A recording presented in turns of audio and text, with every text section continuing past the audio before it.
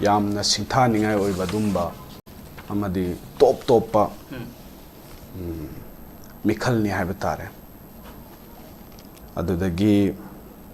ruling party gi akanba mogi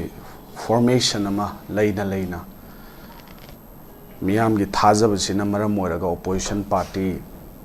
MLA mangak leiba party amagi candidate ama Ojangomcha Bimol Achumbani in a parliamentary constituency gi oina amadi outer gi oina Sri Alfred MP seat ani leibada ani mangmai pakpa haisi masi it is historic challenging yamna oiba haitare yamna thengnagiba maduda as a party worker amoina khoina thengnagiba ade miyamna utpigiba sojok singthaningai ne Manipur miyambu Congress party na su achobalaman nama tonsanjare na khoina madu khanjabaga loina na khoigi MP oiriba Ojangomcha Bimol Achumbani na su ngasi parliament ta ngasi bauda thamgriba Wapham singa se macha khaina opposition gi MP amoina thambiriba singsida leipak miyam gi ihulladuga loina na thamgibane masi miyam ne appreciate tawi Manipur gi each and every corner da leiriba outer gi praja sing bu oisanu makhoina su aikhoi gi MP amu oina khoina Sri Angomcha Bimol Achumbani phangjaba se hena laibak phabani hena mayam ne appreciate tawbuse akhoi dum taraga leiraba potni ngasi bauda ojana thamgiba comment sing point sing parliament ta hangiba wahang boiro parliament ta puthokiba khuding makse prajami amgi phummaga thamamba ithildo phummaga thamamba hangningamba launingamba mayamdo ngasi ganatantra gi senglaba laisangni hairiba parliament maduda MP chwagi mathakta phammiba mafam aduda Manipur dagi arangba thawan michaga mugumna law ki bhaibse masi Manipur miyamna thajabaga loina na pibi ki ba sojok ne masi koina tarai lobu yaba natte Manipur miyam gi thajana pigi ba sojok to na maram oiragani praja miyam gi thajaba manghandana ngasi bauda praja miyam gi sentiment ado thamoi da hangningi ba wahang sing phummaga leiramba mayam do ojana parliament ta thamgi ba Wapham sing do duneba adana masidadi thoina khoina chummi lali hena thoina kaino tawbai mathau tadabra hena khali maramdi masidi public domain da leirabani the public are supporting the public are appreciating masida dum itself answer phangabani that aikhoi gi mihut amoina Ojangomcha Bimol Achumbani thagalu buse aikhoi gi MP oina aigi pigi ba vote to khoi lemna mangde hena mayamna taunaba comment taunaba mayamna platform media da thamna base dum ayam thengna biramgani na khale mamang da masi thokhidri tasengna haragadi mamang de MP mayam thokhre mamang ge MP singdo akhoina moibu kaino tawbudi natte MP mayam thokhre lairi haiba mayam thokhre tawbatabu handak prajagi ihul ga loina na praja miyam na thagali ba MP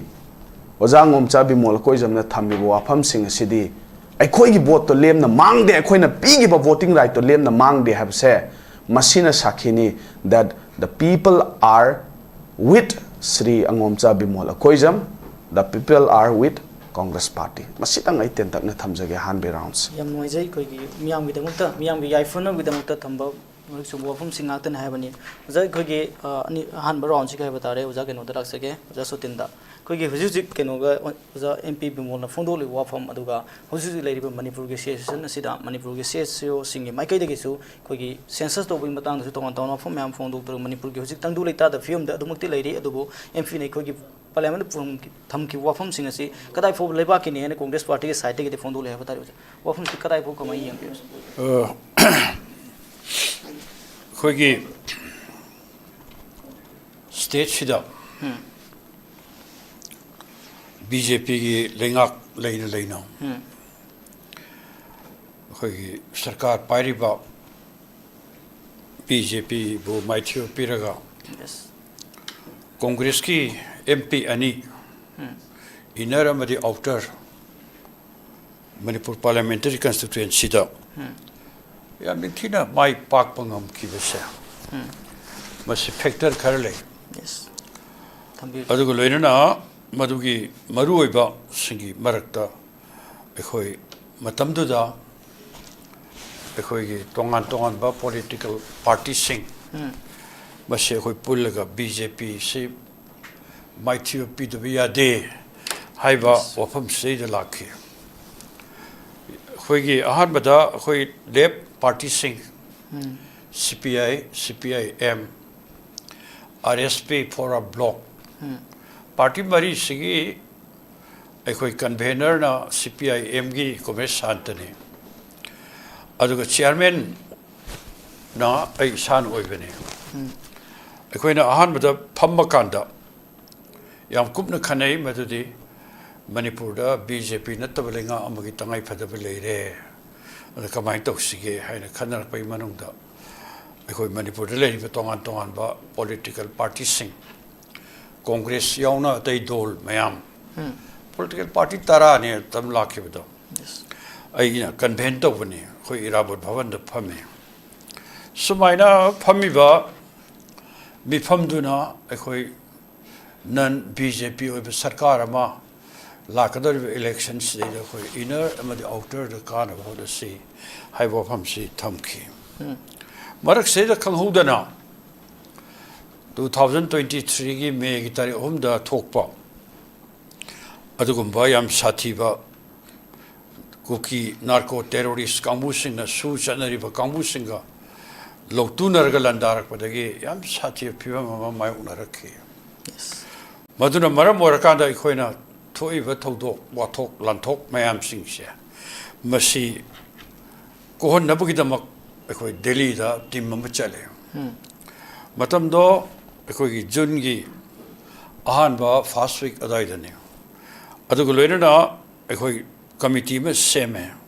political party 10 political party haina ko yam sam balonda adugo loina na ekhoina Delhi da jantar mantar da dharana tawre har kisan singh surjit bhavan da achauba national level convention ama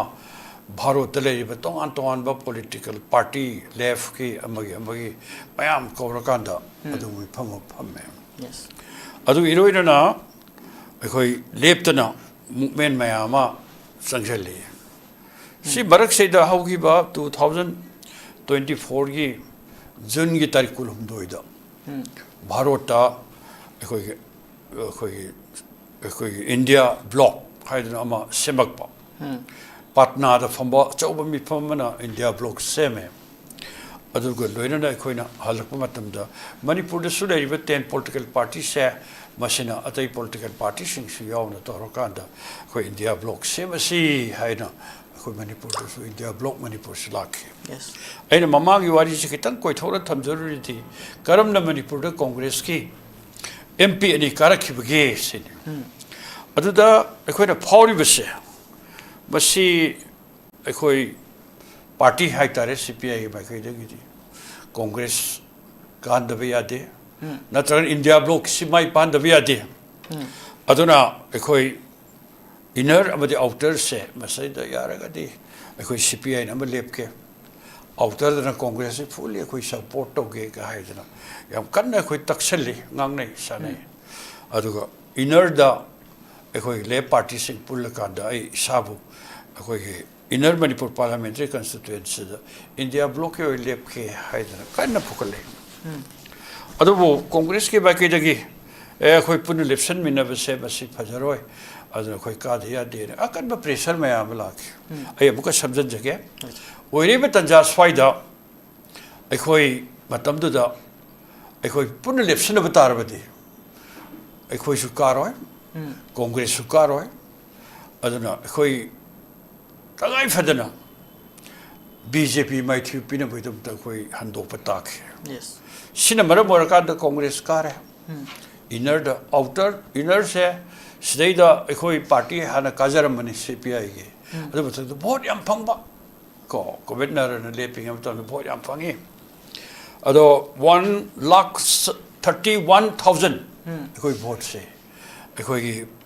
vote phangiba duna maram warkanda ekhoi party gi recognition se mangti vote kadra ga su adu maina phanga ga sum lak mamang gi su mai to bse even outer mayang khang biram ngani outer gi kendra mapal tarara dei se sidai da su ekhoi party si yam kalle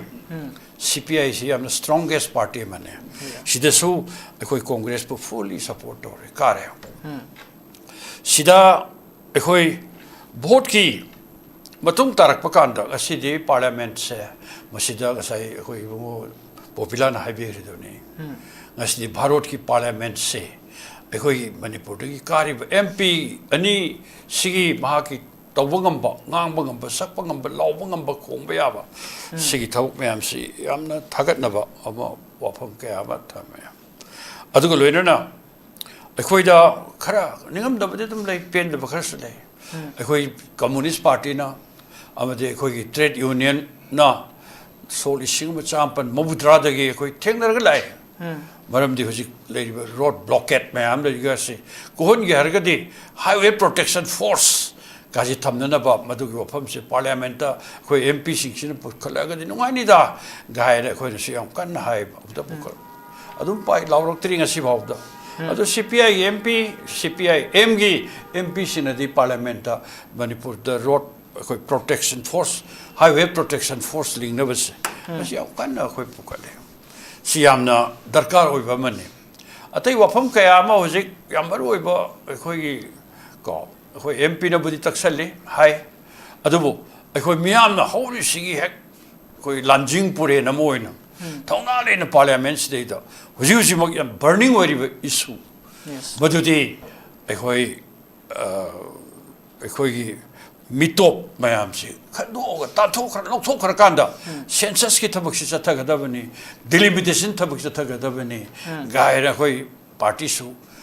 yam kanna thengnari ba lawri ba khogi ba bane siga si parliament ta khare he na khoi to honing boi wakhan mayam le lawdi lawi haidi hai khare ge forceful oi ba sigi kholao si khoi am ta ai fate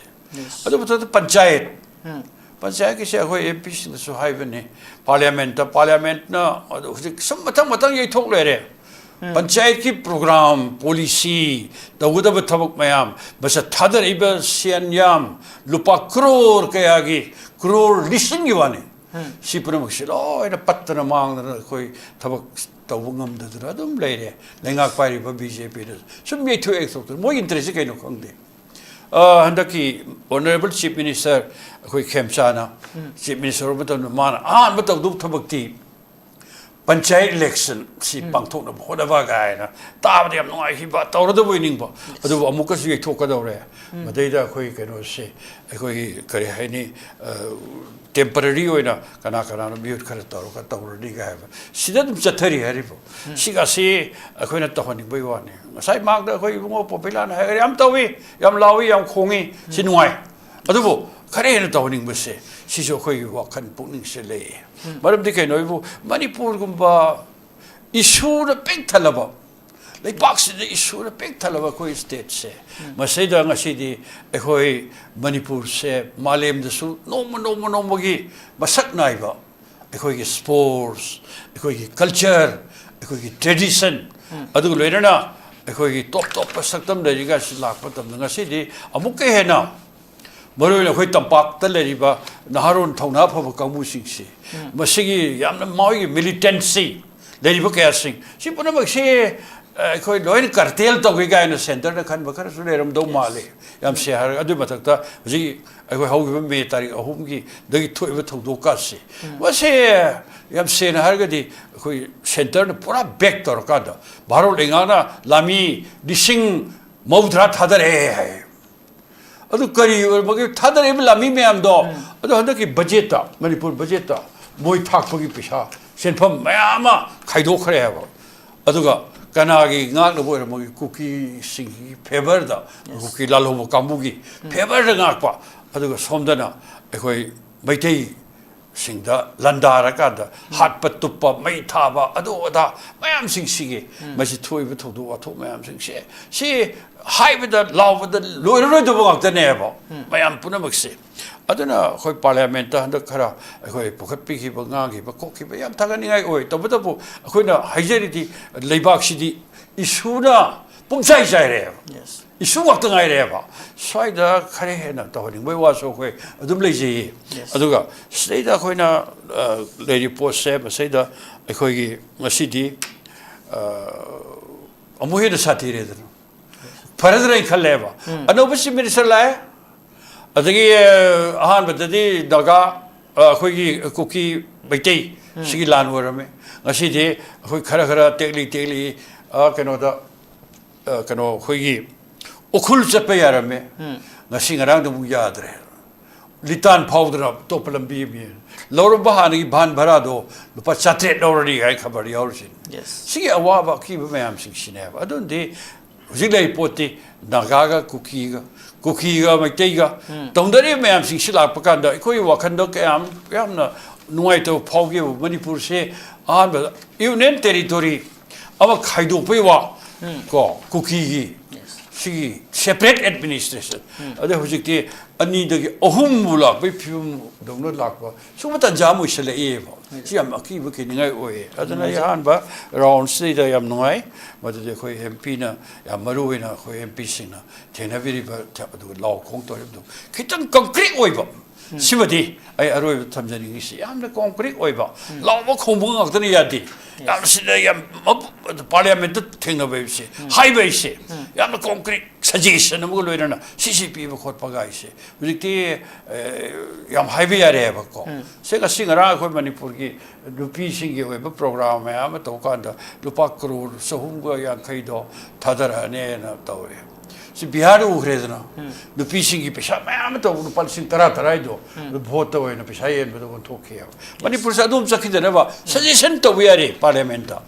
si han ba rom sigi soi de kitang ai tin jagi yam phaja wafam sing dumak thamli habadoni oja koi ahan baround sigo jatum ja laksani sinai koi hujik manipur gi issue sing mai lena ba related oiba wafam sing da koi ga jabi mol na thamli wafam sing adu ki mati mo had leba miyam gi khallaga phaja wafam ning thamli hen mu ta na khara kupthana atopa wafam sing chu thamani wafam du lei habani oja thamli oja kamai oja gi mo ta mp gi wakalun sing mp ne thamli ba adu ga parliament da ngasi fauda ini putholi wafam sing si kadai fau leba ki oiba adu ga kamai yembe oja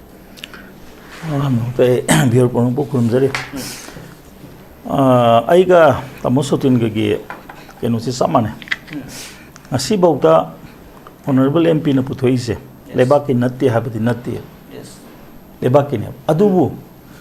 सगी मागी मरु ओइबा तौगदबा हादि मयाम अमको issue मयाम अम लेबा मतम त करम बे issue हाना Pisces के हाबदो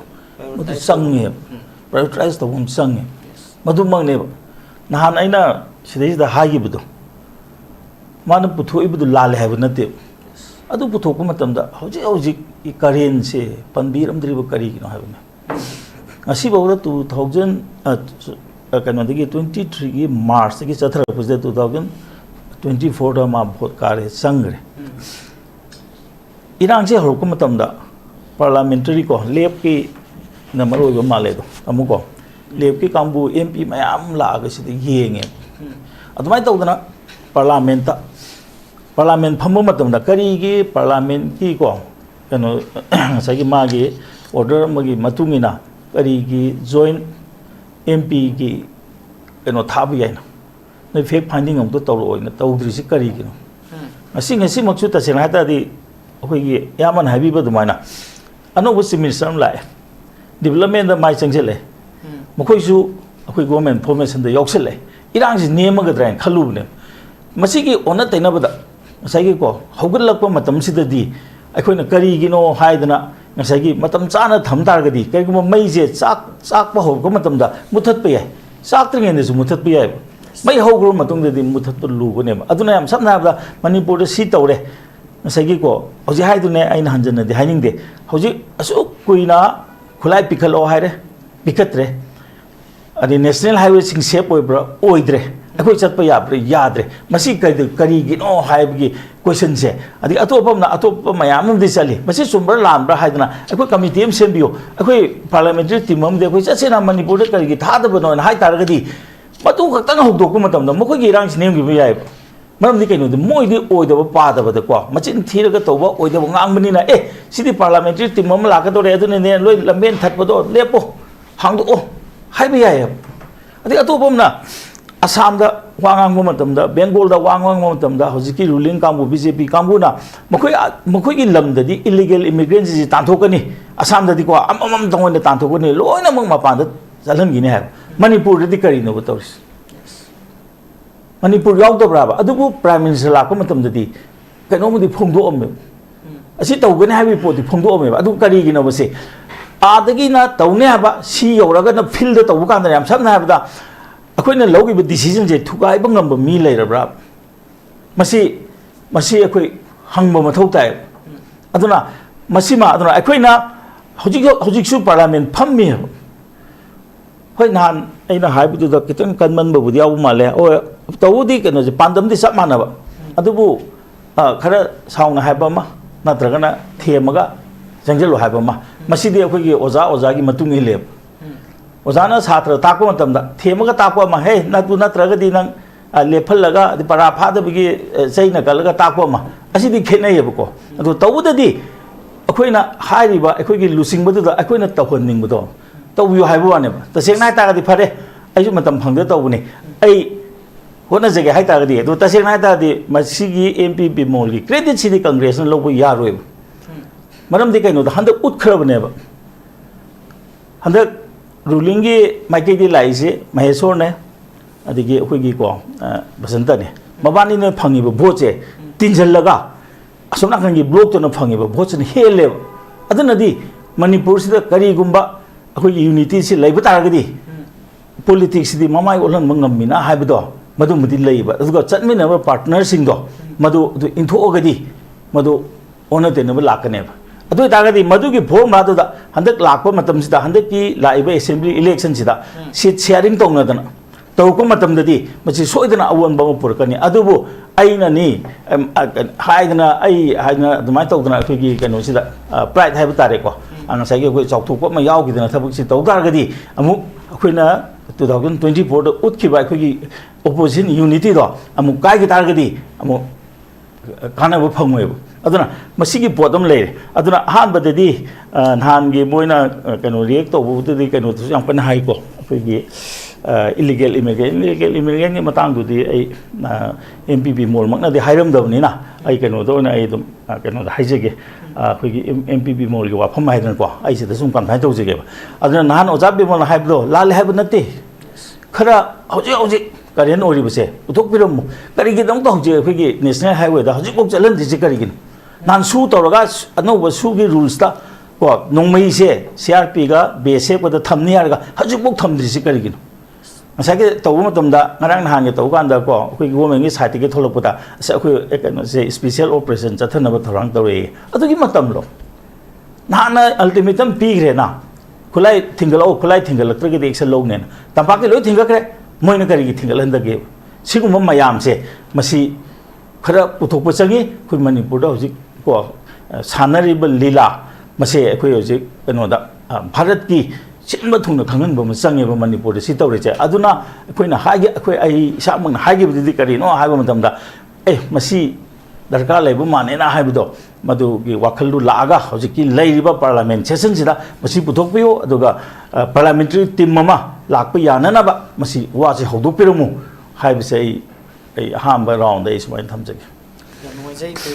MP ने तौरिबो से मियामगिनी तौबदबो हेनना तौहनिंगबा थबक खरदु लै हाइबो वाफम सिंगदुनि ओजान थमिरसे अनि सुबु राउंड जे ओजा कनो ओजा पोपिलाल लाक्सगे हुजे कांग्रेस की साइड तगी सुइ कोइ ओजा बिमोल दसु याम कन होनरि अदुगा कांग्रेस की साइड फोन दोखिदसु कोइ सेंसस तौद्रिङैदा इलीगल इमिग्रेंट सिंग खंदो हाइबसि कांग्रेस पार्टी की ओइबा फिरेपनि हाइ वाफम सिंग पुंदो खेबा तार हुजे लेरिबा इशू असिगा अदुगा ओजा बिमोल दसु होनरिबा अदुगा लेबा की मणिपुर की CSO सिंगनसु याम कन्ना इखोगी सिगी मतंगदा अदुगा याम ngakliba nam इखोगी यैथोकपुदि मालगा इखोगी सेप्टेम्बर की था सिगी मनुंग दम तौबगी इखोगी masing thi ba hubagi yung pok thi ba hubagi wa kum sing phongdo ke lai ba tare yejet phong gi ban sing ba Wapham kamai yeng be waja masi ngarang su khoi gi general secretary si Sri Seram ne kenna Congress ki stand phajana phongdo khre maduda adum stuck tawri adudagi Congress party ki stand haibu Manipur praja miyam na hujujik hainariba praja miyam gi thil galoina na chatmina ba haise party gi stand ni ngarang adum clear oina phongdo khrabne masida thoina aina kai haini yam sangdhana comment pidragasu ngarang gi comment to dum stuck torga yabra haina khale marandi praja miyam na pamba se so aduni illegal immigrants ki problem se issue se tarai loba yaba issue oidaba masina tungda thorakadaba samasya mayam do maduga loinana khoi madu hana phajana khando aba matungda census tauba adagi miyamna pami ba ithil se masida chatpa hai se party ki stand ne aduga ngasai gi ojana phongdok khibado madu इंग्राजी द फोंगदोक पनि इंग्राजी the नि parliament महकना लाउरिसे मरमदि मदुना कमन नोइना मयाम से खंगनब मु ओइबनेना अदो याम फजना खोइगी हंदक न थोखिबा ऋषिकांतगी मागी तमथीना हाटखिबा मिहात तो अदुदा बेस तोरगा विथ प्लीडेड हैंड हाइना तोरगा every component irang sida yauribe every component se ojana pleaded hand hana toraga parliament ta ngang bane highway oiro airport ki bu matang bu oiro relief camps to lady bu oiro hatok pigraba mayam gi bu oiro khulai pai ba gi bu oiro every component se ojana clear oina madu da tham bane adana sidi thoina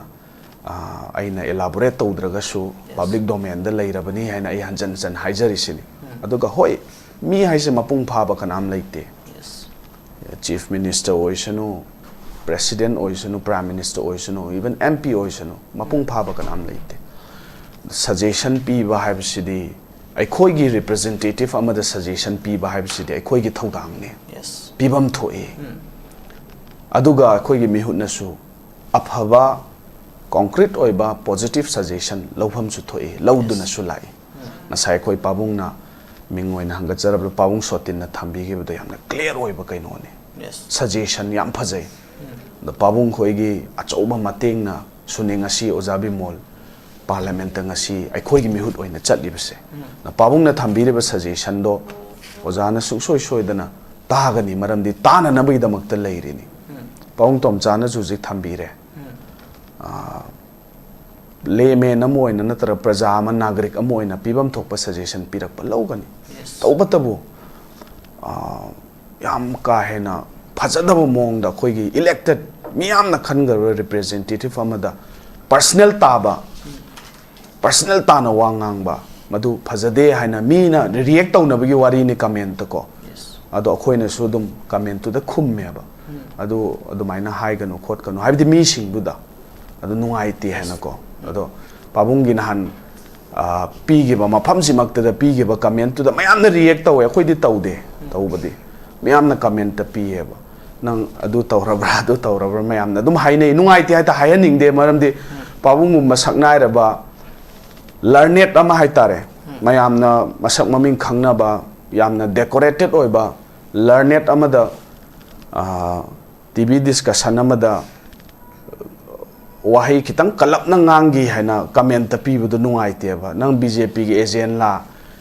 BJP gi machum gam saru re wari ni ko mathangi MP da di BJP gi ticket soidana pi hallani gaina pabung je hek haibi e bu mayam na adu da gi BJP gi function tawbudana hek mamang tharaga pham le rami gaina comment da mayam na tawba hai tare adu aina to haning de ba mayam du da nungai je da hai tare macha mo ina khoina ko de pabung na ngaktang gi emotion du da oja Bimol do hena nganghan ningbagi haidokkhibane ba nang English kyam khangadana MP Bimol na mana concrete oi banga si wo ngang de kyam karino ma ngang seran turan ngangi achumba amte yaude ga nan paung tomcha na hai gi ba han gi da natra nang English kya ma hai da English kara pewa ngang ga na parliament da hai gi do adu da mai hamna react tor pu da khoi di macha moi na nungai ta bhai tare da pawung advocate hai na ma gi designation ju thajari bu da nang BJP gi agent ni BJP gi machum kyam cha ru re adu da gi mathang gi MP ticket ti Sri TOMCHA da pibiro gaina to bugum ko natra nang chala hek parliament English sentence ngang ne haibre yenge gaina haibi ba ade mi masagi designation masai profession ma leijari ba mi du BJP gi function to budana hek mamang phamma leira mi ga haibdu nungai te dana aduna matungda ai tare ko masi mi na nganghan dana na ba akhoi su tawhaning de macha moina pabung na su phajana ngasi di am clear oina thambi bje na hangi ngangi bu do kitang hen gre madu madi phajadaba ma leire na hai masana pabung na haibi gi bjai di yaning ya ba asi mi ba mo di soibal leibani na pawung na ngasi clear oina thamgi ba ai di suggestion sumaina concrete oina akoi pawung sotin na thamgi do maina thamjage na thambani na hairak pajing sidi yamna appreciate tawni macha amne do mayamna mathang da di BJP ge agent ni aduni adani ticket peer ni aduni haibase haibi ga noi na isu mayam ngasi notice window khuthang dai haijari aba ado ngasai lak podo congress ke stand di census se tawdringai da illegal immigrants ki leiriba problem se masi hana sarkar sina concrete oina step paikhat pham thoi masi gi stand si da stuck tawgani habdo congress party gi stand ne sadu ke makhata ba daksani kari gumba center amadi BJP gi husi parliba lengak sina census si khoi gi tawnana gi figam de dum leire haiba tare NRC do wa fum natraga so do bo khoi gi MLA sing marak tagi koi center da tha khibagi wafam sing NRC hana to bina na ba aduga census ni om sum na tawna na wafam sing phungdo khibade dum lai ri hatare adubo namfu da koi NRC tawdana census si tawraga di simni sana phungdo khi wafam da si koi niom sum na tawgani hai wafam amadi yawri census ni om sum na tawraga di koi midop khandok pagi samesa si so dum ko pu yai hai bagi wafam phungdo le batare sidedi kamaina koi namfu da tawraga di congress party ki stand ji kamaina lakpe kai toro pe Niyom chumna tawba khudingma well and good. We are ready to support. Niyom chumagadi. If public na paamiba, miyam na nungnangi base, masigi emotion je khangwiraga niyom chumna Manipur gi future kannana bagi damakta tawbiragadi well and good. Mayam na support tawam thoi, irrespective of political parties. Tawba tabu nampuda niyom kai na haitare. Mayam da leiriba akiba se, masigi daw che kokhandabida. mayam da leiriba akiba je henjanna akiba pokna na bage mong da tawragadi party ge stand di nahan su thamjagre hojik su thammi Manipur praja miyam ga chatminagani yes yam moje ku ani shuron sida am phaja wafum thambi haba tare ja aja sotin laksani sine koi huji wafam du su havet mari leni da popular na phajana thambi ri koi Manipur da huji koi irang sigi waroishin purakpagi lambi si adumak huji phawbi ne di udri haidi national highway sing set payadri aduga lanjena donu leiriba IDP sing masa masa gi mafum danjen wi film joji phobudum leitri koi PR government gi matamda chukchu choidana miyam na sa tawrambani adu hojik su popular government amma lakpadi PR si pamna dre popular sembi miyam gi ihau lakhi matungda koi gi hana palamba si minister du gi mahut anu si minister ama party du maki ojaraga su laktuna hojik koi development gi wafum sing kyam phongdo khiba mathang tawra pusida koi miyam na tawramba sadu gi di koi ITP sing hanjilan ba national highway sing hang ben sing bo du hojik phog gi onadi tawdri adu hojik pale government sina koi law khalai ba du changsi leiba leiribe issue asiga aduga center ta leiriba BJP na lawriba pirep aduga Manipur gi congress party na thamli wafam sing kamaina punna tuna kamai yengbe ro khoyam sauna satawe Ojik khoi Sri Biren ma chief minister dagi lok thokre aduga loina PR le adu batung tar pakanda president si so sum sangdok pe adavni na yes khoi constitutionally deadlock amala kadawni na tangai phadana sak pa wasaks mantri wasakhi bas Masih uzik pada kuire ko. Ado chief minister ama cabinet menteri deputy CM ani. Ado loina na ko NPP de yo ama cabinet ama. Ada topa cabinet ama. Semai itu mangawa sakre. लेकिन मंत्री भी सिंह तरागा निथोइनी अदुसबो expansion तबुंगमदे portfolio अयाम्बा हजिक chief minister पाइरे ngasi ngarang so Delhi da chalaga ekoi cabinet expansion gi wa tanar ko ne na mamang so anirak sat khre khoina su phobs leibak se hojik kanana control to regi Delhi gi makha da pura mogi colonial rule do na leiba ekoi se Manipur se moin hek apam da sum tawraga leiba ekoi se pura minai sason gi mong the Mahusa British colonial rule the Liba Dumaina center gi Yakada Moy Apamba Aning Badu some Torga Lavo. Sumus has one in a hide of Bangam. Adumataka state Sige, when I'm quite low, but which CPI make it low. I wish say Hitara, Marimua Kunmuk, Maning Halagasat Lavaneva, Manipur say. Hoki 2023 me hungi thok dok tu matung tar pa de mang e ta e adu ko lerena pura maki ko miam gi punchi da hai ngai letana adu sathi phema ma loina mayok na batan ja mane bo tongan bo only khoi gi relief camp de lei ba miam ma lising fu ma tak ta se phau da yam ni thina jel ngam da ba sigi awa ba mai sa khe mayam sing sigi mo gi ko PUYAM thopa compensation na tragana hana pham da yung kai sagat pa ko pangam da ba amana ma sangna da ba pura puri yam sathi ba PUYAM sing sri da ekhoi center na yamna mana center sali ba sajat mayam prun khangna re aina haider su aina haidana haiba na traga haida ba adu wa na te hujik ekhoi Wapham se hujik ibona palli ba adu maina ekhoi lan se Nahana lution be are. Yes. Karim the Bharat ki quite top leadership. Bharat ki Prime Minister Sri Narendra Modi. Mana Manipur Wapham say the Kayamuyam na attention period. Yes. Kanoga Iran ki land the Divan no the Salaga Ekoi land pang madona go Tawrungame. America gi ko my apamba aning with the lona highness signal. Mayam da ko yadava malalas manung tong dari bira koi doi kange ba sungo mayam sing se duga mana Manipur gi dom tari kari khale yes kaim ta ma khande lushan ge hardi karino haidana phajana gyan ta na kauraga na tra ngangna raga solution ai political solution am gi tai phada do madu phajana pang thok ta hardi na ingane ba but some told some sound all a kind of city, like Park Home Topi, PUYAM like this, Tanjamo, head lab. I don't know. See, a quayam painting. Yam paint. Miam with Hamuris paint. A quayam Sana, say, listen, Anigi, he has laser by Quay Manipur. Ini Katam the Panjara by Quay, Irimdam lab. See Kanga Barochate, Tankankayada, Tenkankayada, Manipur share. Ekoi ko Purvasal Pradesh sem na bagi Tripura ne aduga Lusai Pahar ne adagi ekoi Assam gi saru khar ne sumaina punjala kan Manipur yauna Purvasal Pradesh sem bagi Wapham hek an ba ekoi gi lenga ko center lenga lak paduna amuk ho re adu patang sigi ke no mayam sing se khoi leibak si machet ka hen bo na ba center si adum taur lak pane aduna Ekoi Praja Punam paint the Gasu, which the Patava, Koi Karomalation. Manipur Praja Miam Punamxe, Peshadi the Sap,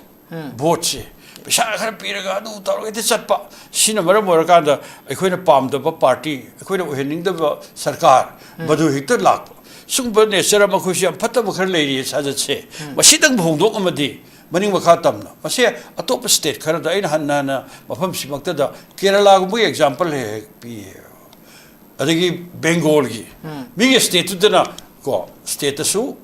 ko center su pai bena taba state pali sarkar no kari gi no ba Kerala da up to ko graduate pha free education pi ngom gre ba yes lepna pan sarkar ne ba adagi Bengal handagi election su 99% ai haijari sine ma BJP ke su lak pangam ꯑꯗꯨꯒ ꯂꯣꯏꯅꯅ ꯀꯦꯔꯂꯥꯗꯁꯨ ꯂꯦꯞꯀꯤ ꯑꯗꯨꯝ ꯁꯔꯀꯥꯔ ꯂꯥꯛꯀꯅꯤ ꯍꯥꯏꯕ ꯃꯔꯝꯗꯤ ꯀꯩꯒꯤꯅꯣꯕꯨ ꯑꯣꯏꯔꯦ ꯐꯤꯕꯝ ꯃꯌꯥꯝꯁꯤ ꯃꯤꯌꯥꯝꯒꯤ ꯀꯩꯅꯣ ꯈꯔ ꯑꯗꯣ ꯑꯩꯈꯣꯏꯁꯤ ꯄꯣꯂꯤꯁꯤꯁꯨ ꯌꯥꯎꯗꯦ ꯄ꯭ꯔꯣꯒ꯭ꯔꯥꯝꯁꯨ ꯌꯥꯎꯗꯦ ꯑꯗꯒꯤꯗꯤ ꯑꯍꯥꯟꯕ ꯆꯤꯐ ꯃꯤꯅꯤꯁꯇꯔ ꯑꯣꯏꯕ ꯃꯇꯝꯗ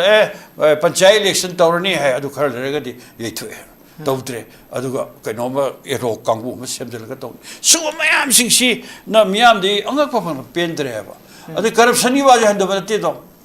ꯁꯔꯀꯥꯔꯁꯤ ꯄꯥꯜꯂꯦ ꯍꯥꯏꯔ ꯀꯥꯟꯗ ꯃꯌꯥꯝ ꯊꯥꯒꯠꯅꯔꯤ ꯉꯁꯤꯗꯤ ꯊꯥꯒꯠꯅꯔꯤꯁꯤꯕꯨ ꯁꯦꯟꯖꯥ ꯊꯨꯝꯖꯥ ꯊꯤꯡꯅꯕ ꯌꯥꯎꯕ꯭ꯔꯣ ꯂꯦꯕꯔ ꯗꯤꯄꯥꯔꯠꯃꯦꯟꯗ ꯀꯟꯁꯇ꯭ꯔꯛꯁꯟ ꯋꯥꯔꯀꯔ ꯋꯦꯜꯐꯤꯌꯔ ꯕꯣꯔꯗꯇ ꯀꯣ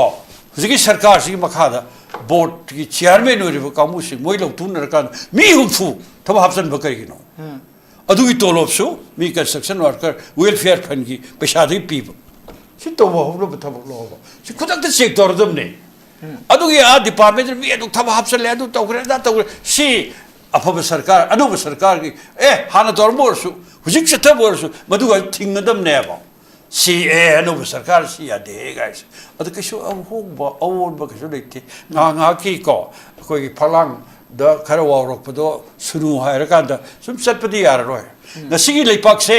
ꯐꯛꯂꯥꯡ ꯈꯔ ꯀꯤꯟꯊꯔꯛꯄꯗ ꯋꯥꯏ ꯇꯩꯁꯤꯜꯂꯒ ꯁꯨꯅꯨ ꯇꯩꯕꯅ ꯌꯥꯔꯔꯣꯏꯕ ꯁꯤꯒꯤ ꯀꯩꯅꯣꯁꯦ ꯉꯁꯤꯗꯤ ꯄꯨꯝꯍꯣꯡ ꯍꯣꯡꯕ ꯄꯨꯝꯅꯧ ꯅꯧꯕ ꯑꯗꯨꯒꯨꯝꯕ ꯂꯩꯉꯥꯛ ꯑꯃ ꯄꯣꯂꯤꯁꯤ ꯄ꯭ꯔꯣꯒ꯭ꯔꯥꯝ ꯑꯗꯨꯒ ꯂꯣꯏꯅꯅ ꯌꯥꯝꯅ ꯑꯩꯈꯣꯏꯒꯤ ꯀꯣ ꯆꯞ ꯆꯥꯅ ꯑꯩꯈꯣꯏ ꯃꯤꯌꯥꯝꯒꯤꯗꯃꯛꯇ ꯁꯤ ꯇꯧꯔ ꯃꯇꯝꯗ ꯊꯕꯛ ꯐꯪꯗꯕꯒꯤ ꯄꯣꯂꯤꯁꯤ ꯀꯔꯝꯅ ꯀꯣꯛꯍꯟꯒꯅꯤ ꯁꯦꯝꯕ ꯇꯥꯏ ꯑꯗꯒꯤ ꯀꯔꯞꯁꯟ ꯊꯤꯡꯅꯕ ꯀꯔꯤ ꯊꯕꯛ ꯇꯧꯕ ꯇꯥꯏ ꯑꯗꯨꯒ ꯂꯣꯏꯅ ꯑꯗꯨ ꯇꯧꯔꯝꯃꯦ ꯑꯗꯥ ꯇꯧꯈ꯭ꯔꯦ ꯍꯥꯏꯕ ꯃꯇꯝꯗ ꯆꯞ ꯆꯥꯅ ꯆꯦꯛ ꯇꯧꯅꯕ ꯃꯌꯥꯝꯁꯤꯡꯁꯦ ꯄꯥꯏꯈꯠꯄꯒꯤ ꯊꯕꯛ ꯃꯌꯥꯝ ꯇꯧꯕ ꯇꯥꯏꯕ ꯁꯨꯝꯕ ꯑꯩꯅ ꯌꯥꯝ ꯀꯩꯅꯣ ꯃꯔꯨꯑꯣꯏꯕ ꯄꯣꯏꯟ ꯃꯌꯥꯝ ꯂꯩꯔꯤ ꯃꯁꯤ ꯄꯨꯝꯅꯃꯛꯁꯤ ꯈꯔ ꯁꯔꯀꯥꯔꯅꯁꯨ ꯈꯟꯅꯔꯀꯥꯟꯗ ꯍꯧꯖꯤꯛꯇꯤ ꯌꯥꯝꯅ ꯀꯔꯤ ꯍꯥꯏꯅꯤ ꯁꯔꯀꯥꯔ ꯄꯥꯏꯔꯤꯕꯅꯤ ꯑꯩꯈꯣꯏ BJPꯅ ꯄꯥꯟꯕ ꯁꯔꯀꯥꯔꯗ ꯑꯣꯏꯔꯒ ꯍꯥꯏꯔꯒ ꯑꯇꯩ ꯄꯣꯂꯤꯇꯤꯀꯦꯜ ꯄꯥꯔꯇꯤ ꯃꯌꯥꯝꯒꯁꯤ ꯀꯧꯗꯅ ꯑꯩꯈꯣꯏꯅ ꯂꯣꯏ ꯗꯤꯒꯕꯤꯖꯣꯏ ꯇꯧꯔꯗꯕꯅꯦꯅ ꯆꯠꯊꯕꯒꯤ ꯇꯥꯏꯞꯁꯤꯁꯨ ꯀꯥꯟꯅꯔꯣꯏ all political party ꯃꯌꯥꯝꯁꯨ ꯀꯧꯔꯒ ꯑꯩꯈꯣꯏꯅ ꯄꯥꯝꯃꯤꯕ ꯀꯔꯤ ꯂꯩ ꯀꯃꯥꯏꯅ ꯇꯧꯏ ꯁꯤꯅ ꯀꯣꯛꯀꯅꯤ ꯒꯥꯏꯁꯦ ꯃꯁꯦ ꯃꯍꯧꯁꯥ ꯇꯧꯈꯤꯗꯕ ꯅꯠꯇꯦ ꯀꯣꯡꯒ꯭ꯔꯦꯁꯇ ꯄꯥꯜꯂꯤꯉꯩꯗꯁꯨ ꯄꯥꯔꯇꯤ ꯃꯌꯥꯝ ꯀꯧꯗꯨꯅ ꯅꯩꯅꯩ ꯇꯥꯟꯅꯩ ꯈꯣꯠꯅꯩ ꯑꯗꯨꯗ ꯑꯗꯨ BJP ꯁꯔꯀꯥꯔꯁꯤꯗꯤꯅꯦ ꯑꯣꯟꯂꯤ ꯑꯩꯈꯣꯏ BJP ꯈꯛꯇꯪ ꯇꯧꯅꯦꯅ ꯑꯗꯨꯝ ꯆꯠꯊꯩꯌꯦꯕ ꯁꯤ ꯀꯃꯥꯏꯅ ꯌꯥꯗꯣꯏꯅꯣ ꯁꯤ ꯀꯃꯥꯏꯅ ꯌꯥꯗꯣꯏꯅꯣ ꯁꯦ ꯑꯩꯈꯣꯏꯅ ꯂꯥꯎꯔꯤꯕ ꯈꯣꯡꯂꯤꯕꯁꯦ CPIꯅ ꯍꯥꯏꯔꯤꯁꯤ ꯁꯤꯅꯤꯍꯦ ꯁꯤ ꯈꯤꯇꯪ ꯈꯟꯅ ꯌꯦꯡꯁꯤ ꯒꯥꯏꯕ ꯑꯗꯨꯐꯥꯎ ꯂꯩꯇꯦ ꯉꯝꯃꯗꯕꯅꯦꯅ ꯇꯧ ꯂꯩ ꯑꯗꯨꯒ ꯁꯨꯝ ꯆꯠꯊꯔꯗꯤ ꯍꯦꯟꯅ ꯃꯌꯥꯝ ꯄꯨꯝꯅꯃꯛꯅ ꯐꯥꯎꯔꯝꯃꯦ ꯑꯅꯧꯕ ꯁꯔꯀꯥꯔ ꯑꯃ ꯂꯥꯛꯑꯗꯤ ꯑꯩꯈꯣꯏ ꯀꯨꯀꯤꯒ ꯃꯩꯇꯩꯒ ꯇꯧꯅꯔꯤꯕ ꯑꯗꯨꯒ ꯂꯣꯏꯅꯅ ꯃꯣꯏꯅ ꯇꯥꯔꯤꯕ ꯂꯥꯟꯁꯦꯅ ꯇꯧꯋꯤ ꯑꯗꯨ ꯍꯧꯖꯤꯛꯇꯤ ꯅꯥꯒꯥꯒ ꯀꯨꯀꯤꯒ ꯑꯃꯨꯛ ꯃꯩ ꯊꯥꯒꯠꯅꯔꯦ ꯍꯥꯠꯅꯔꯦ ꯇꯨꯞꯅꯔꯦ ꯃꯌꯥꯝꯁꯤ ꯆꯠꯊꯔꯤꯁꯤꯅꯦꯕ ꯁꯨꯝ ꯃꯌꯥꯝꯁꯤꯡꯁꯦ ꯑꯩꯈꯣꯏ ꯈꯔ ꯆꯦꯛ ꯇꯧꯕ ꯑꯃ ꯆꯪꯉꯦ ꯈꯜꯂꯝꯕ ꯑꯃ ꯆꯪꯉꯦ ꯁꯤ ꯂꯩꯕꯥꯛꯁꯦ ꯍꯧꯔꯀꯥꯟꯗ ꯑꯩ ꯄꯥꯔꯇꯤꯁꯦ ꯂꯣꯏ ꯀꯟꯇ꯭ꯔꯣꯜ ꯇꯧꯅꯤ ꯀꯥꯏꯅ ꯈꯟꯕ ꯂꯥꯟꯒꯅꯤ ꯑꯗꯨꯒ ꯆꯠꯊꯔꯤ ꯊꯕꯛꯁꯦ ꯍꯥꯟꯅꯒꯤ ꯍꯥꯃꯨꯅꯤ ꯑꯩ ꯑꯃꯨꯛꯀ ꯆꯟꯖꯟꯖꯔꯦ ꯍꯥꯟꯅꯒꯤ ꯍꯥꯃꯨ ꯂꯩꯉꯥꯛꯅꯦꯕ ꯁꯤꯗ ꯀꯩꯁꯨ ꯑꯅꯧꯕ ꯌꯥꯎꯗꯦ ꯑꯅꯧꯕ ꯀꯩꯁꯨ ꯌꯥꯎꯗꯦꯕ ꯑꯗꯣ ꯀꯣ ꯀꯔꯝꯍꯥꯏꯅ ꯇꯧꯅꯣ 하이웨이세 ꯑꯩ ꯑꯃꯨꯛ ꯍꯟꯖꯟꯖꯩ ꯄꯣꯏꯟꯠꯁꯦ 하이웨이 프로텍션 포스 ꯍꯥꯏꯕꯁꯦ 이번 프리 무브먼트 야라바우드 탐더비 야도 포르만 뭐람도 그러기노 सही अखोई सोल्यूशन चांपन मौद्रादगी हाईवे प्रोटेक्शन फोर्स लिंगो है ना कोई पार्टी लॉर्ग लाए अदो हाईवे प्रोटेक्शन फोर्स से थमदना को लालोब कांगबू ना ये ले तो खरे अदबो मी हाटपा लूट तोबा लंबी दा गाड़ी इंदबा कदोबा तोकते अदो हजे फ्री मोमेंट यारे खनबिरोने लूट तोबा तोकदरा अदो लेन मखन कयागी को ओपन नहीं बच्चा थरे में हम हल्लदरा ड्राइवर ओपीब तोद्रा सिपुना मक्से हाईवे प्रोटेक्शन फोर्स है थंबगी तंगाई फदब लेयेबा सिनने अखोइना याम तोइना मसीद हाइले हारसु बसे अखोइ MP सिंग से लौबियो खन हाइबियो सेंटर की नाकोंग से ता मतलब ना कोई ने कांगबू सरकार पाबियो comrade Indrajit Gupta home minister ओरी मतलब ना कोई फाइल को लगा अखोइ चले हाईवे प्रोटेक्शन फोर्स दिंगनबगी ऑफर मयाम से कन्ने तक्सने अदो यामनी थीन पाइखत थबकसे नहारो लालो खर कांगबून यारोय हाईवे प्रोटेक्शन फोर्स तब यारोय याम कने ये खिएबा सिर सिंगम लेरगा सुंगसिदि तंगाई फदना थंबा या तंजा ओइराबनेबा अदुना अइना को अनिसुब राउंड से अरोय सु माले अदुन ओइरे फे मयाम सिंसे सांगु लेबा अदुना हजिक ले पोस्ट दे दगसि अखोय करमाइ दौदो नखोय मम्मेर याम सेनाय प्रजा म्याम सरकार को सरकार से खितंगा चैरु यारोय कना हाइरु या पोंते होई बे सुजाता गा दु मयाम मयिम नग थोमजन को एस करी दो माना दु तो हाय या ब्रा को परगा सि सथदरे पोचे मसे अदुना अखोय फाजन मियाम गी को voice adu mathak ton ba policy program yatra hujikti akhoi manipur kan bai wani leipak si kan na bai wani ba manipur ki territorial integrity singang na bai wani adu lei minari bijati ma sen marakta akhoi yellow bi mayam ma sen jingse karmai dawna akhoi phajana lei minaga dagi hai bai wani adu action hera sangdro du dai da yes se foreigner mayam la manipur si deport ong no thabuk simadi si de ko NRC na trusi ai na yes adagi de foreigner ke no mayam khandok pa official ke no mayam tor kan karai na foreigner mayama si deport of the si de adum ya po ne ba atopa ai na ma na te ba han senari ba indo adum apply to be over so jo ho dana adai de mayam sang palau de long ni law ri ko law tabi na su le to samu ma thun de pena khong ma dong na sum sa tha den dei ba asigi types de khoi lei bak si ya ro around 10 lakh kumbani Myanmar dagi thomjil laga leiri ba keno mayam sing se ekhoi pura mitop na language san garab iram dam manipur ne ba si khan bi gadam ne ba se da khoi na yam na lai na ga lok thok pa ya ba khara ho foreigner kang bu deport ho ro marai besli yadra ma le na khoi jo han gra ge na to na ra ka ne ba da foreigner sen se le ba to re ko fencing ju tau di tau ni tor mi titta tok le re smai tor ka mai tau doi no aduna pura paya de ya manipur se paya de ya ko handa khang bi ri du ni khoi thang nari ba seida ukraine masa taru phai ga mi joram to ri se manipur si oro mi ai ne ri sina simu me am singa se khoi irai lai na khandok pa lan ga ni aduna dei ba besta me am sing se da ko khoi yam baru ba hujiki burning issue state sarkar su biang tambio ko MPCC su khare ana taksalak poisano adugo hujik nei mitop khandok tringai da NRC chana handringai da adugo loirana ko census to we aroi haina miam hore ise si lairoi ko hore khidoi ni ko tumina ga leya ponte bai se sum chakhala khidoi ni yaroi se da adu basi miam hodri da kari kai cabinet phamaka da dak launa center da hayuna adu kari gino to dri sibo अदुगले panchayat election पंद्र ले रे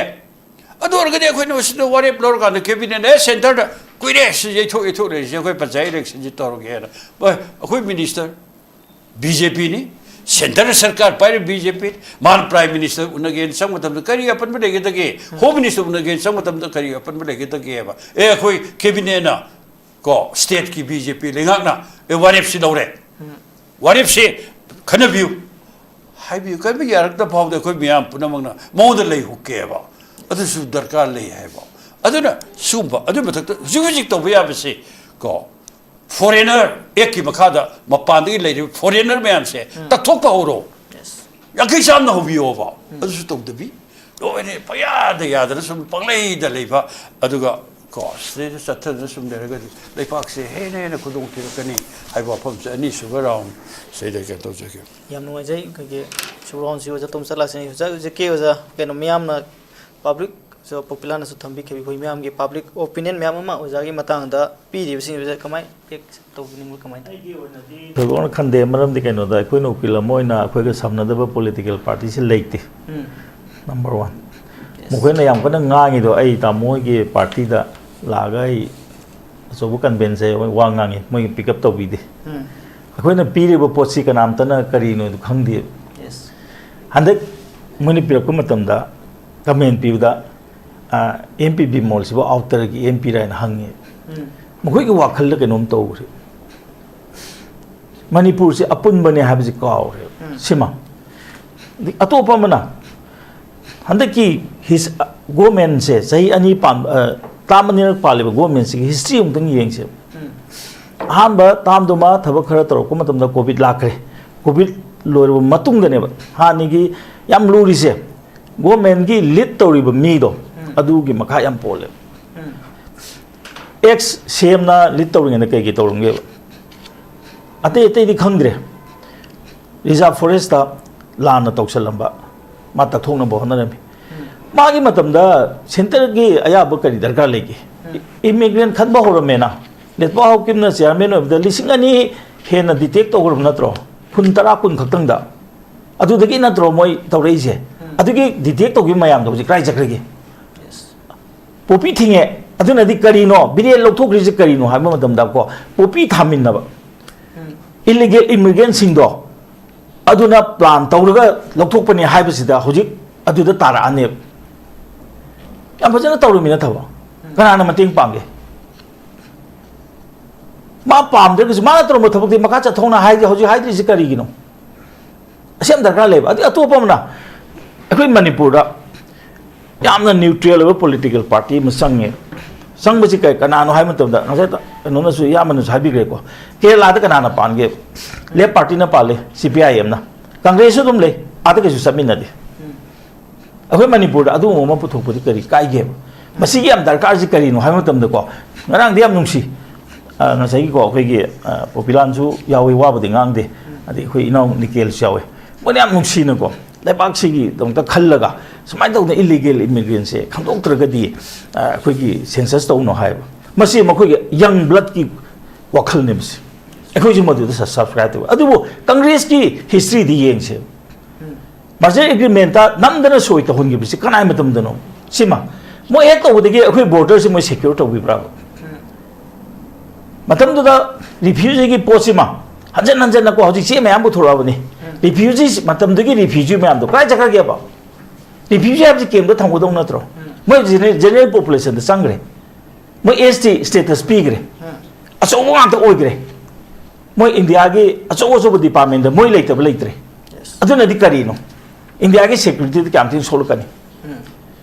somna kan na su to me su da kare hai ri hande ki su do budi mo foreigner detect tong ne hai ko adu thab on de pang thok te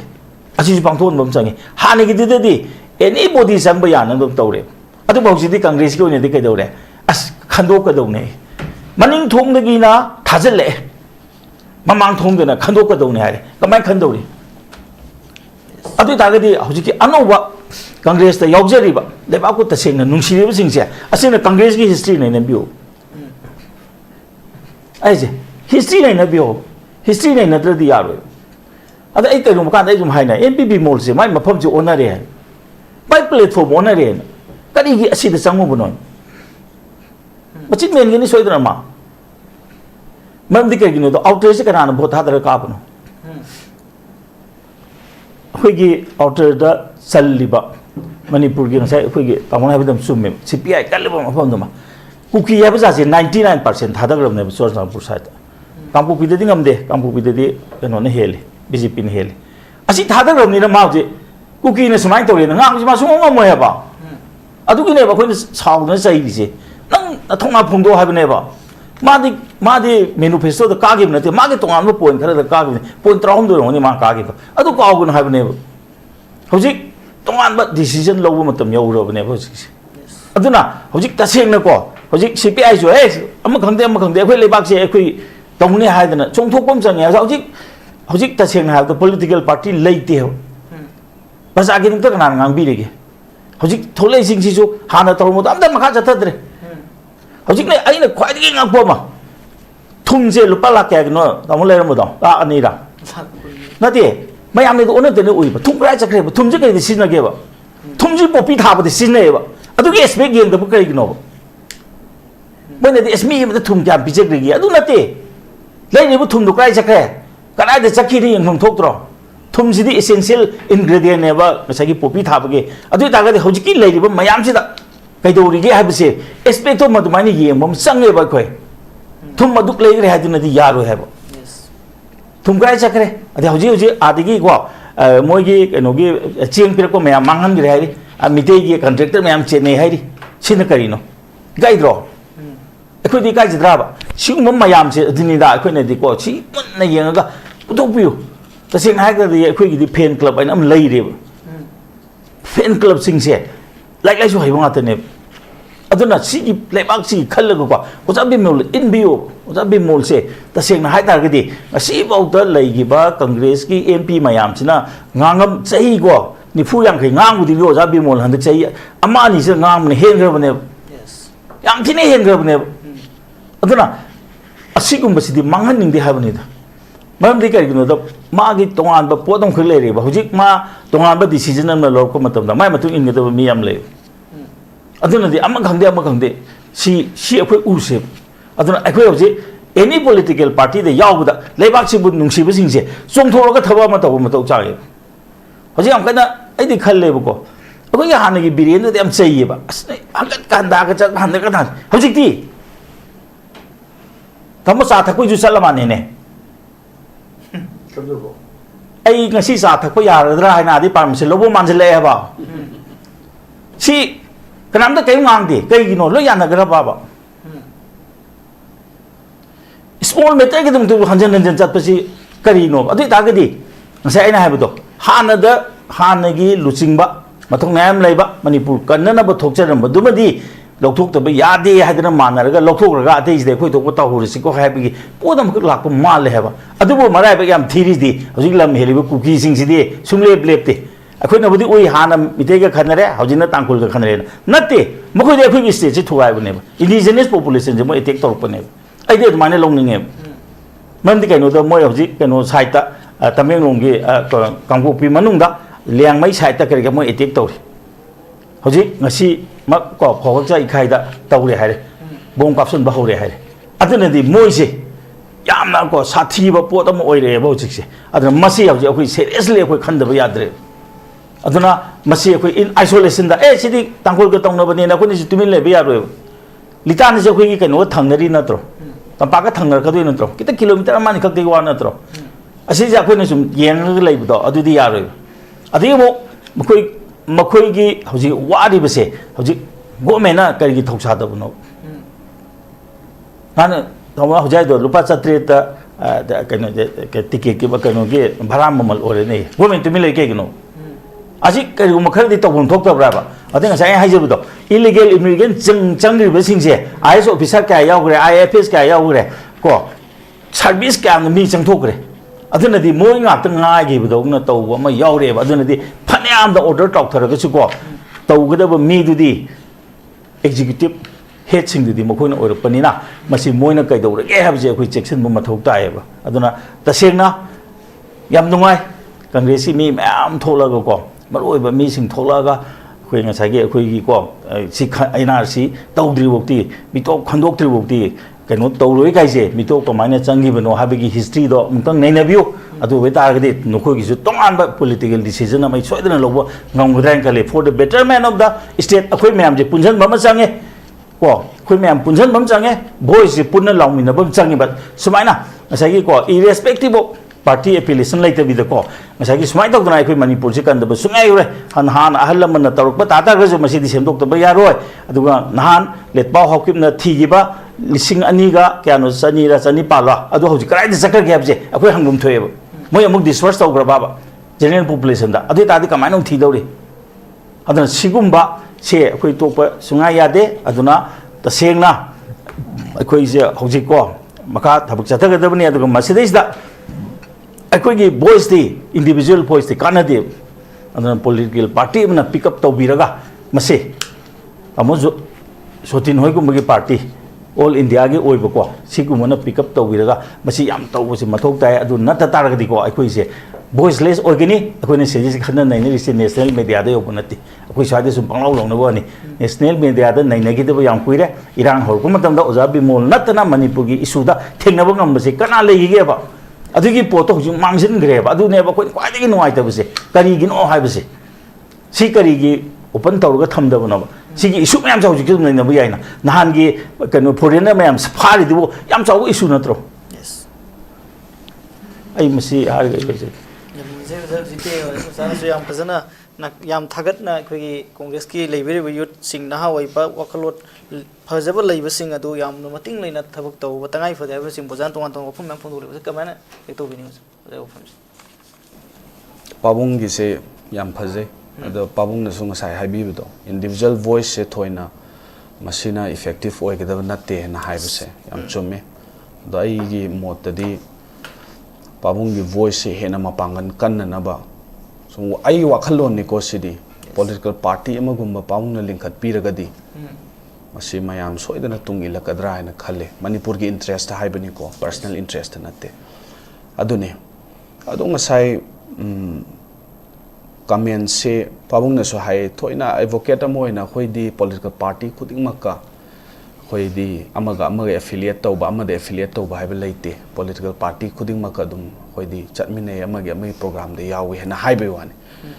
अदा मयामना सुम हुजिकती social media मतमनी दो कांग्रेस मतम पाइरिंग मतम दो social media दो हकना कइनो तौरमदे हाइदी कइनो तौरमद्रगसु हुजिकती याम कनबा मतम होइबा अदना तोइना सुम मीगी BJP programme दग हे उरुबुद the मयामना BJP मचुम चाय गाइन हाइबी बोरमगनी हबा वाखलोन दो माने सीपीआई डायरेक्ट दे अदुने बीजेपी प्रोग्राम दे ममांग द फम लेरमेना हाइबी बसोय ओरमगनी हबा दो मयामनु जो हाइने कमेंट दसु पाउंग जे एक्ससीएम की मचुम चाबनी गाइन हे हाइबा एक्ससीएम की वाखत ngang गाइन को हे मयामना हाइनब दो हाइबा सोशल मीडिया से तौनरिसे अदा आइना सुम ngasi कइनो तौबिवाने दो पाउंग की लेरिबा ज्ञान पीरिबा सजेशन जे हेन इफेक्टिव ओइननबा आइगे मोतदी हेपसिदी पर्सनल डिसीजन ने पाउंड पाम दो पॉलिटिकल पार्टी अमुगुम्बा चंगजंग लावगुम लिंखलगदी मसी मयामना तुम सोइदनी इनगनेना खले अदो एक्स की मतंग से थोइना पनिंगदबने दो मतेक अमा पंजरमगे एक्स से अचुम्बा तौजरमे पामे हेना होय पाउंग तोमचानसु थंबी अदो मयामना थमोय काइबसे श्री अमित शाह होम मिनिस्टर उनर अतई तई उनबदी फंगदे को प्राइम मिनिस्टर सु उनब फंगखिद्रबने 23 मे दे 3 मे दे हाय तार 23 दगे कोई एक्सएम जे मराइबा फबाय थी बागद्रा प्राइम मिनिस्टर उनब अपॉइंटमेंट फंगखिद्रबनी अदुदगी सेनल लीडर सिंग उनब अपॉइंटमेंट जे सुंग फंगखिद्रब लीडर मणिपुर की चीफ मिनिस्टर अम ओइरमबिबनेबा मदुदा सुनतना ऑल पॉलिटिकल पार्टी की मीटिंग सुंग कौगिद्रबा लीडर अमनेबा करीगुम्बा लेरमगनी को ऑल पॉलिटिकल पार्टी में आमजिना ऑल पॉलिटिकल पार्टी की मीटिंग कौननबा हाइरबाउद कौरक्तरबनेबा आइगी थौदो मीगी थौदोक्ता नंगी बाटोन दो एंगोद योरोने हाइबाउद योबिद्रबनेबा अदुम्बा एक्स अमने हाइतारे अदे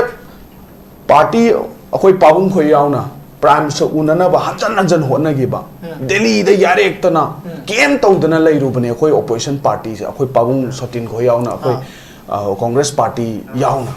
अदो मतमदुदा प्राइम मिनिस्टर मोदी ना बीजेपी ना अखोय मणिपुर से थोइना लुमना लौदे हेना ताइसे ओजा बिमोल ना वॉइस लाउरे दो दुनियाबा लुमदे ना ताइसे प्राइम मिनिस्टर से फॉरेन चटपगी दिलै करीना कपूर उनबगी दिलै रणबीर कपूर फैमिली उनबगी दिलै मणिपुर की लीडर सिंह उनबगी मंगोंदा मतम लैते है मशीने अब लूरिसे एक्ससीएम जिना कयामुक मथौना लैगे से होम मिनिस्टर सीएम इसा उनरो हेक हलकपगा एयरपोर्ट असियाम नुंगाय पाव म लैरे अइना तंपाक से यंगसल्लो हाइरे अदे ऑनरेबल होम मिनिस्टर या सीएम इसा न चिंग यंगजलनी न हाइवा द महाकी मथम दनेबा मी चाक यानो शीग्रिबा मी चाक यानो लिसिंग कयानो हुजी रिलीफ कैंप्स ता लैरिबा मपी कंद्रिबा मी कयानो ngasi सुसाइड तौरगा सिगिबा युमलै कैरै फिजे चक्चा लाइरिक तमहन्नना बगिदमते हिदाक लैनना लैतबिदमते सुसाइड तौगिबदो महाकी मतम दनेबा महाकी मतम दनेबा लिंथोय ngambi हेमनजिन मांगिबा फंगदबा मसीदनेबा मणिपुर प्रजा मियाम ngasi सु कप्पिसे करिगिदमक्ता नुपा थोकना ngakpiramdabनो हाइबदुनेबा थोइना मसी मतंग दे मखा ताना आई कमेंट तौजरोगे तौबतबु हौजिकी गवर्नमेंट सिदसु हौजिक पॉपुलर गवर्नमेंट है ना पॉपुलर हाइदना हौजिकी पॉपुलर गवर्नमेंट तसु खोई we are observing the people are observing करीनो ऑब्जर्व तौरिसे प्रजा के सेंटिमेंट की वांग मद चलक तारगदे प्रजा मियाम इहो हौगने अब आइगी लीडर के मायोक तंगांगे न थोमजन गदबदुदि न अदुदि नियम नत्ते अब प्रजा के सेंटिमेंट खंगना मणिपुर के सेंटिमेंट खंगना चटपियो हाइबदुने बायस होइना खोइ ngango पॉलिटिकल पार्टी अमो इना खोइ चोरोन ngangbसु नत्ते वी आर फॉर मणिपुर अखोइना मणिपुर प्रजा मियाम गिने खोइना nganगदोइसे हुजिक लैदिबा एमपी अनि से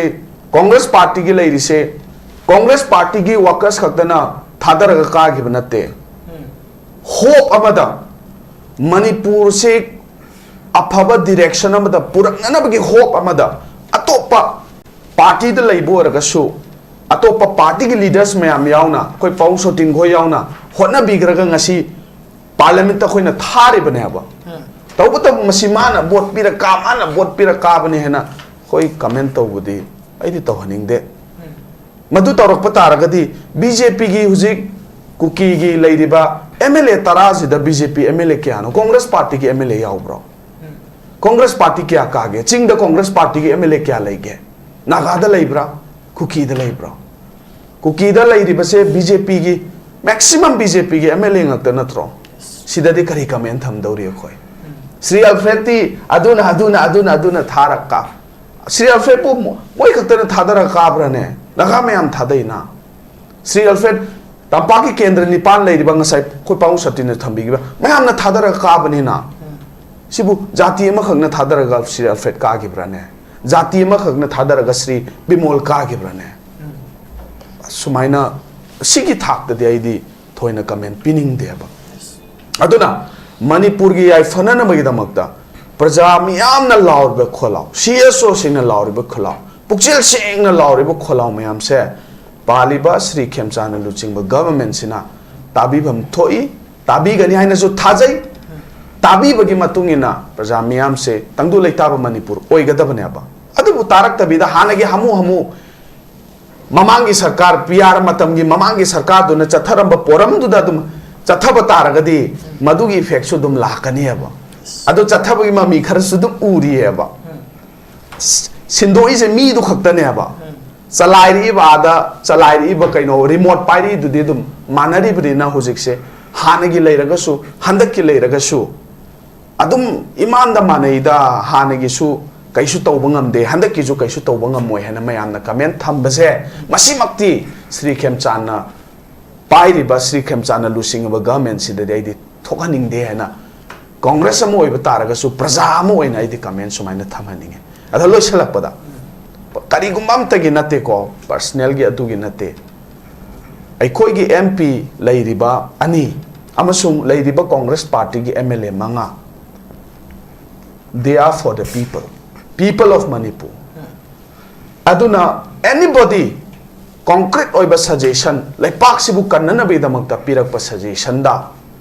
Congress party na lawgani madu kholau lawgani miyam go loina na chatkani adanga sai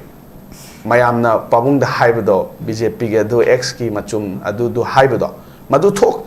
pabung atop top party gi program ju chale khoi Congress ki du no invite soida torokpagi tanja su lakpa ya hena khale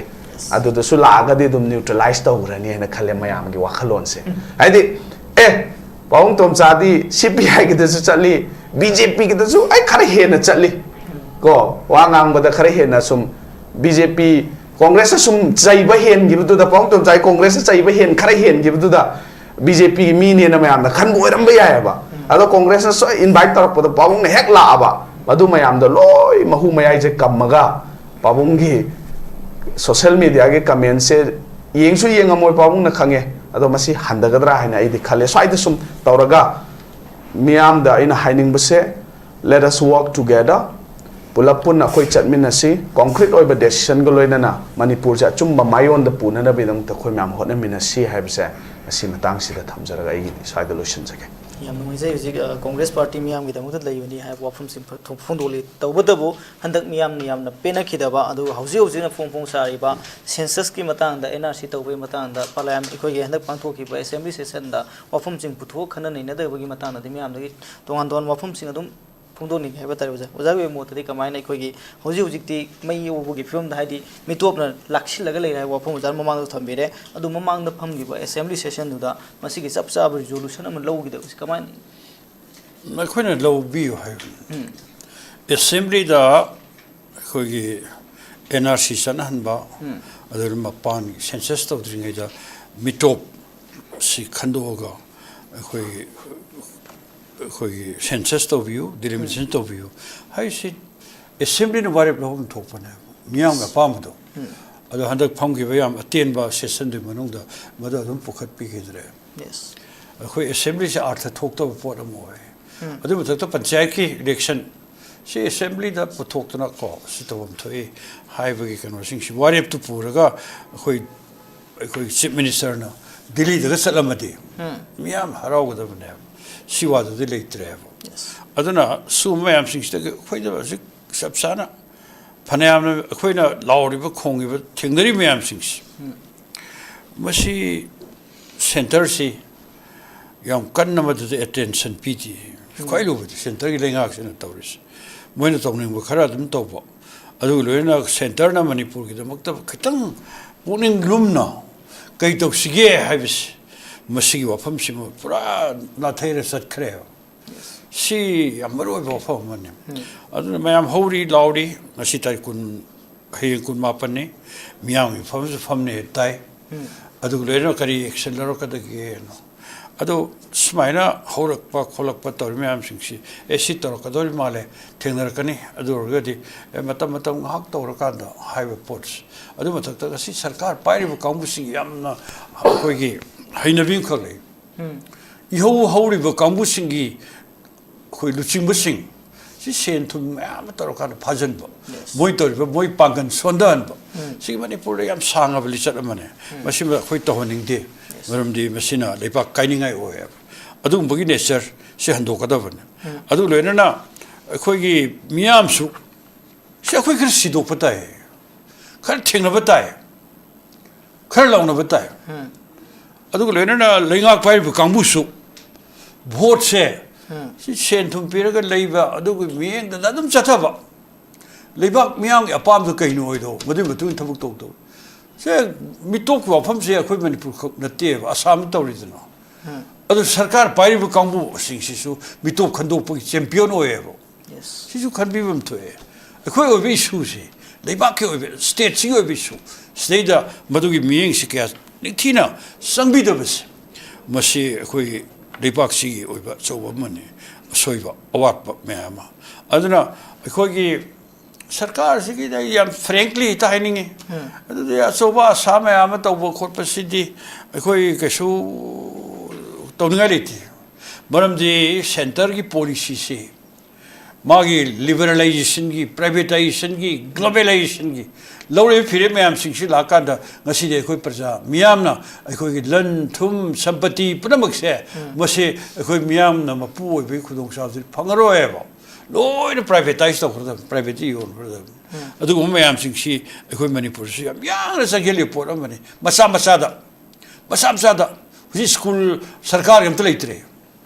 adu college amta function tawtre sarkar gi adu ga huji private si loi tar airport se de khoi kai dongam ni adu na leiwa besta mayam singsi de ga city khoi miyam se he na privatization gi juk se da hong awon ba khare he na ya khong thum na saw pun si me de khoi phangro e ba masa musu thak na phona ba mayam sing si man saja ka da ba khot ka da ba su mayam pun musu mai masa gi laik tam gi adu ge da gi mayam si khot na ri ngai da khoi wa na pun si len ba ta ya so mayam sing si marak ta khoi thoi na sa to ngai ri systems ni capitalist part of development si systems gi ma kha da khoi leipak si miyam na nungai rak pa adu hene na phagalak pa madugi punsi de khoi phangro mi khujo amana leipak lan thum sampati puna maki loira po gani mi khujo amana adu khoi praja lak kaya na adu yam hene khudong thinai ba punsi ba de lem se masi adu orgadi miyam lak kaya na pen da ba ningba thung da ba mayam sim barakta khoi ko ma ki sarkar se le chief minister se le party di adum pairi aduga hanagi policy du sum chataba center na harpa ya ka sum chatar kari na khoi miyam onders oi be yaro eba aduna ngasi di tangai fadana ahong ba awon ba mayam hainari ba manabu kunai social system mase socialist samaj amagi miyeng da through ballot sibau do orgaso khara sum thokpa ma madugi tangai fadaba sange eba aduna sige ahong madu nei pamjaris kilo silak pai batare roi bo ram ni sige roi bo wang se ja tumcha da lak chani sini khoi ji center na yeng le ba mi aduga manipur gi lei ri ba lusing ba sing to ri ba thabuk thong sing kamai yeng be ja manipuri yam oina manipur da lei ba mi asa aina haji gi dune ata ki pirak pa direction sing se sida pangthok trabra nan khabar da har pada amit sana mogi ko khulai nung lai matang de irang ching matang da kan be action lo khalo hare somna kan da laku matam da mayai chamgre adumi indication amta leikre poche aina sa haje budo decision pangthok ka dije kana no habum to executive head me amne executive head se kana na puri ko executive head sina loina mok mangal bro ai na hinjang ahaw bu lerak ta su ai gi yum da hinjang thungbi ga da chak thungbi ga mi na thum ya hal la ga ai kari no ba cha du adune ba khwai gi luri se ko gi society sida masida adu yong na di sida khana ba nuai te adu ta seng hai ta de ai sa hai do regardless of ko ko gi political affiliation anu ba hogulai ba ko sigi mirol sina ko gi manipur se koi dok sige kamaina kan sige haidana ko chunjana ba matam se chap chara bane na khale adu nat tar ga di handa issue mangi tar ga di election da paisa na chat khine ba issue sina bu hinga ga di paisa gi mayai chamkane ba ko aduna issue se ai phajana section batai aduna issue mangan da batai koi gi main issue mayam do yam samna ha ba sai gi NRC si su one of the issue ni dana aduna sai tamona sabi dina foreigner ek ai ba man lai NRC wato khurba detector ba foreigners is di mapan da thonggi da kari gino adu natragana karai drama kano bok thongre na mizoram bok thongre na mo kem ta tor mapan hendo kanu nokoi karbar gi thabuk tawgono athing ba pigre na akhoi sidi di AST olla laga ko akhoi gi matak ta faman gre ba kari no sida akhoi tabra ka dorisi aduna masi akhoi haiba di laiba ko mit uselaga yengwa matam da dingu amamba gi amamba ngata ne ko adubu maduna akhoi pungning halan badi ade akhoi hingbatai akhoi chakhot batai ko akhoi progress le batai aduna yam samna haibada akhoi gi democracy si ko parliamentary democracy je ta seng hai ta gadi akhoi gi manipur di khwadi gi laibuk thibini adu maram di parliamentary democracy sina ngasai gi money power se hengal le ko maram di kari gi no amma khaktang ngasai gi mai magi kanan vote kanan am honor ko dam da leba ki thabuk to bo se handare ba aduna akhoi political system je akhoi khara chen ba ko mathau ka electoral reform darkar le aduna ngasai gi akhoi electoral reform se khanna ba matam da hojik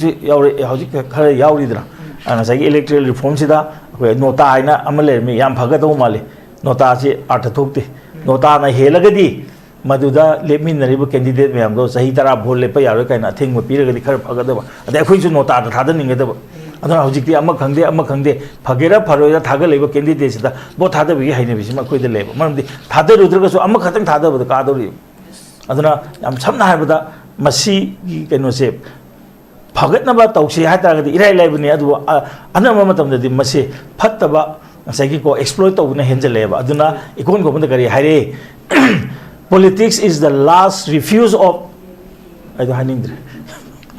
ko scoundrel hai do scoundrel mayam gi changje bamje politics ne ha ba do madu gi poto mathanga on to kom change ba politics gi khwai gi wang ba khwai gi phaba mi na chang ga da ba masi ma phap ni ha ba do khangan ba ma change ba du nat tar ga di koi tawrisin Saya oja POPILAL hangi ba Congress na invite to rogadi lakan dai adu ki de ai ka moi ai sid ai haning da taw ne number congress kan no office se kana na mun ba kana na kan ge ha ba ong ta hang biu ko kana bo ukil na kan ge da ong ta hang biu assembly election congress khaya ka ni zato lakan yang nuai jai ngasi thamjari ba topic MP Bimol gi Wapham adu Leibakkini Achumbani Congress ana thamjari ba ngasi oja Bimol phone ki ba duga oja Bimol tori ba Parliament Sathavari Diba Mahaki speech in the Manipur Katai Pu Tambi Wapham Sing the Kanan and Elta Sharuk Yabi Bangasi panelist of Roybuta Ikoza SOTIN former secretary CPI Duga Sa POPILAL General Secretary MPCC and Duga Roybuta Oza TOMCHA advocate Oza Mokpu Konorika Kumbusari Ming Tabi Punum Pusu Konor Krumzari Veteran Association Ningthongnai Band na organize tawduna anirak suba oina second state level open kirat and not for boys 2026 lagliba March ki tarik 19 amasung 18 da pangthokani haina tawramba adu khudong cha da bakara leibana maram oiraga lagliba April ki tarik 3 amadi 5 da pangthok joragani haina Veteran Association Ningthongnai Band gi maikei degi miyam da paujal pirakli event asigi mafamna Yeripok Ningthongnai Mayai Lekai near Ningthongnai Public Library loinana admission form lupa sahung khaktamak oizagani amasung form thajin ba yabagi aroiba numina April ki tarik ani fawbani loinana competition asigi first prize ta lupa listing taret momento amadi certificate second prize ta na lupa listing taru momento amadi certificate third prize ta na lupa listing manga momento amadi certificate ni loinana consolation prize manga da lupa samnga chonga momento amadi certificate thamjari ꯍꯥꯏꯔꯒꯗꯤ admit card ꯏꯁꯨ ꯇꯧꯕꯒꯤ ꯅꯨꯃꯤꯠꯅ ꯑꯦꯄ꯭ꯔꯤꯜꯒꯤ ꯇꯥꯡ 3ꯗ ꯑꯣꯏꯒꯅꯤ꯫ ꯍꯦꯟꯅ ꯑꯀꯨꯞꯄ ꯃꯔꯣꯜꯒꯤꯗꯃꯛ ꯃꯈꯥꯗ ꯄꯤꯖꯔꯤꯕ ꯃꯣꯕꯥꯏꯜ ꯅꯝꯕꯔ 7005087465 ꯅꯠꯇ꯭ꯔꯒꯅ 8014382252 ꯅꯠꯇ꯭ꯔꯒ 9862180239 ꯗ ꯀꯣꯟꯇꯦꯛ ꯇꯧꯕꯤꯌꯨ꯫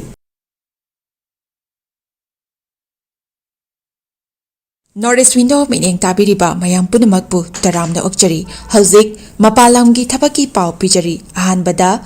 ꯑꯊꯨꯕꯒꯤ ꯑꯣꯏꯅ ꯗꯨꯕꯥꯏꯒꯤ ꯋꯦꯌꯔꯍꯥꯎꯁ ꯋꯥꯔꯀꯔꯒꯤ ꯊꯕꯛ ꯀꯧꯔꯤ꯫ ꯍꯥꯏꯔꯤꯕ ꯊꯕꯛ ꯑꯁꯤ ꯑꯦꯄ꯭ꯂꯥꯏ ꯇꯧꯕꯤꯅꯤꯡꯕ ꯃꯤꯑꯣꯏꯁꯤꯡꯅ ꯄ꯭ꯔꯖꯦꯟꯇꯦꯕꯜ ꯑꯦꯟ ꯒꯨꯗ ꯀꯝꯃ꯭ꯌꯨꯅꯤꯀꯦꯁꯟ ꯁ꯭ꯀꯤꯜ ꯂꯩꯕꯇ ꯅꯠꯇꯅ ꯃꯁꯥꯒꯤ ꯆꯍꯤ 12ꯗꯒꯤꯅ 38 ꯐꯥꯎꯕꯗ ꯂꯩꯕ ꯑꯣꯏꯕꯤꯒꯗꯕꯅꯤ꯫ ꯍꯥꯏꯔꯤꯕ ꯊꯕꯛ ꯑꯁꯤꯒꯤ ꯄꯤꯖꯔꯤꯕ ꯈꯨꯗꯣꯡꯆꯥꯕꯁꯤꯡ ꯑꯗꯨꯗꯤ per day 12 hours duty hours ꯑꯣꯏꯖꯒꯅꯤ, per weekꯇ 6 days duty ꯑꯣꯏꯖꯒꯅꯤ, 2 years work visa ꯄꯤꯖꯒꯅꯤ, ꯂꯣꯏꯅꯅ accommodation and transportation ꯄꯤꯖꯕꯇ ꯅꯠꯇꯅ medical and insurance ꯁꯨ ꯄꯤꯖꯒꯅꯤ꯫ ꯍꯥꯏꯔꯤꯕ ꯊꯕꯛ ꯑꯁꯤꯒꯤ ꯊꯥꯒꯤ ꯑꯣꯏꯕ ꯁꯦꯂꯔꯤ 18,000ꯗꯒꯤ ꯍꯧꯖꯒꯅꯤ꯫ ꯑꯅꯤꯁꯨꯕꯗ ꯌꯨꯅꯥꯏꯇꯦꯗ ꯑꯥꯔꯕ ꯏꯃꯤꯔꯦꯠꯀꯤ ꯗ꯭ꯔꯥꯏꯚꯔꯒꯤ ꯊꯕꯛ ꯀꯧꯔꯤ꯫ ꯍꯥꯏꯔꯤꯕ ꯊꯕꯛ ꯑꯁꯤ ꯑꯦꯄ꯭ꯂꯥꯏ ꯇꯧꯕꯤꯅꯤꯡꯕ ꯃꯤꯑꯣꯏꯁꯤꯡꯅ ꯏꯟꯗꯤꯌꯟ ꯀꯥꯔ ꯂꯥꯏꯁꯦꯟꯁꯀ ꯂꯣꯏꯅꯅ ꯒꯜꯐꯀꯤ ꯂꯥꯏꯁꯦꯟꯁ ꯂꯩꯕ ꯑꯣꯏꯒꯗꯕꯅꯤ ꯑꯃꯁꯨꯡ ꯕꯦꯁꯤꯛ ꯏꯪꯂꯤꯁ ꯀꯝꯃ꯭ꯌꯨꯅꯤꯀꯦꯁꯟ ꯂꯩꯒꯗꯕꯅꯤ꯫ ꯍꯥꯏꯔꯤꯕ ꯊꯕꯛ ꯑꯁꯤꯒꯤ ꯏꯟꯗꯤꯌꯟ ꯂꯥꯏꯁꯦꯟꯁ ꯄꯥꯏꯕꯤꯕ ꯃꯤꯑꯣꯏꯁꯤꯡꯒꯤ ꯊꯥꯒꯤ ꯑꯣꯏꯕ ꯁꯦꯂꯔꯤꯗꯤ 50,000ꯗꯒꯤ ꯍꯧꯖꯒꯅꯤ꯫ ꯒꯜꯐ ꯂꯥꯏꯁꯦꯟꯁ ꯄꯥꯏꯕ ꯃꯤꯑꯣꯏꯁꯤꯡꯒꯤ ꯊꯥꯒꯤ ꯑꯣꯏꯕ ꯁꯦꯂꯔꯤ 55,000ꯗꯒꯤ ꯍꯧꯖꯒꯅꯤ꯫ ꯑꯍꯨꯝꯁꯨꯕꯗ ꯕꯦꯍꯔꯦꯟ ꯋꯥꯇꯔ ꯄꯥꯔꯛꯀꯤ ꯐꯤꯃꯦꯜ ꯔꯤꯇꯦꯜ ꯁ꯭ꯇꯥꯐ 10 ꯀꯧꯔꯤ꯫ ꯍꯥꯏꯔꯤꯕ ꯊꯕꯛ ꯑꯁꯤ ꯑꯦꯄ꯭ꯂꯥꯏ ꯇꯧꯕꯤꯅꯤꯡꯕ ꯃꯤꯑꯣꯏꯁꯤꯡꯅ ꯔꯤꯇꯦꯜ ꯑꯦꯛꯁꯄꯤꯔꯤꯌꯦꯟꯁ ꯂꯩꯕꯒ ꯂꯣꯏꯅꯅ ꯌꯥꯝꯗ꯭ꯔꯕꯗ 165 ꯁꯦꯟꯇꯤꯃꯤꯇꯔꯒꯤ ꯆꯥꯡꯗ ꯋꯥꯡꯕ ꯑꯣꯏꯕꯤꯒꯗꯕꯅꯤ꯫ ꯊꯕꯛ ꯑꯁꯤ ꯇꯧꯕ ꯃꯤꯑꯣꯏꯁꯤꯡꯅ ꯄꯤꯔꯤꯕ ꯈꯨꯗꯣꯡꯆꯥꯕꯁꯤꯡ ꯑꯗꯨꯗꯤ ꯑꯦꯀꯣꯃꯣꯗꯦꯁꯟ, ꯇ꯭ꯔꯥꯟꯁꯄꯣꯔꯇꯦꯁꯟ ꯑꯗꯨꯒ ꯗ꯭ꯌꯨꯇꯤ ꯃꯤꯜꯁꯨ ꯄꯤꯖꯒꯅꯤ꯫ ꯍꯥꯏꯔꯤꯕ ꯊꯕꯛ ꯑꯁꯤ ꯊꯥꯒꯤ ꯑꯣꯏꯕ ꯁꯦꯂꯔꯤ 68,000ꯗꯒꯤ ꯍꯧꯖꯒꯅꯤ꯫ ꯑꯇꯣꯞꯄ ꯃꯔꯣꯜꯒꯤꯗꯃꯛꯇ 7005273217 ꯅꯠꯇ꯭ꯔꯒ 9366230077 ꯅꯠꯇ꯭ꯔꯒ ꯑꯩꯈꯣꯏꯒꯤ office north east window TV building ꯍꯠꯇ ꯅ꯭ꯌꯨ ꯆꯦꯀꯣꯟ ꯔꯣꯗꯇ ꯂꯦꯡꯁꯤꯟꯕꯤꯔꯛꯎ꯫